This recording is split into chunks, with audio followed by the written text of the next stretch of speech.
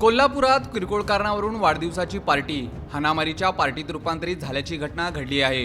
कोल्हापूर शहरातील शिवाजी पेठेतील सरनाई कॉलनी येथे मंगळवारी पहाटे वाढदिवस साजरा करताना क्षुल्लक कारणावरून सुरू झालेल्या वादातून पार्टीचे वातावरण अक्षरशः रणांगणात बदलून गेले। या मारामारीत एकाने दुसऱ्याच्या डोक्यात बिअरची बाटली फोडली तर प्रत्युत्तरात त्याच्यावर चाकूने हल्ला करण्यात आला। या घटनेत दोघे तरुण गंभीर जखमी झाले असून परिसरात एकच खळबळ उडाली आहे। मिळालेल्या माहितीनुसार आकाश संभाजी भोसले वय 34 राहणार वेताळमाळ तालीम शिवाजी पेठ कोल्हापूर याचा वाढदिवस साजरा करण्यासाठी त्याच्या मित्रांनी सरनाई कॉलनी परिसरात पार्टीचे आयोजन केले होते। त्याच्या मित्रांमध्ये अक्षय साळुखे आणि त्याचा भाऊ अजिंक्य साळुखे दोघेही राहणार सरनाई कॉलनी कोल्हापूर हेही उपस्थित होते। पहाटे 3च्या सुमारास सर्वजण दारूच्या नशेत असताना किरकोळ कारणावरून वाद निर्माण झाला। वाद वाढताच अजिंक्यने बिअरची बाटली उचलून आकाशच्या डोक्यात फोडली। बाटलीचे तुकडे लागल्याने आकाश गंभीर जखमी झाला। घटनेचा राग येऊन आकाशने आपल्या जवळील चाकू काढून अजिंक्यवर हल्ला केला। यात अजिंक्यच्या पोटाच्या भागाला खोलवर जखम झाली। या दोघांमधील भांडण सोडवताना अक्षयलाही किरकोळ इजा झाली। जखमींना त्वरित सीपीआर रुग्णालयात दाखल करण्यात आले असून त्यांच्यावर उपचार सुरू आहेत।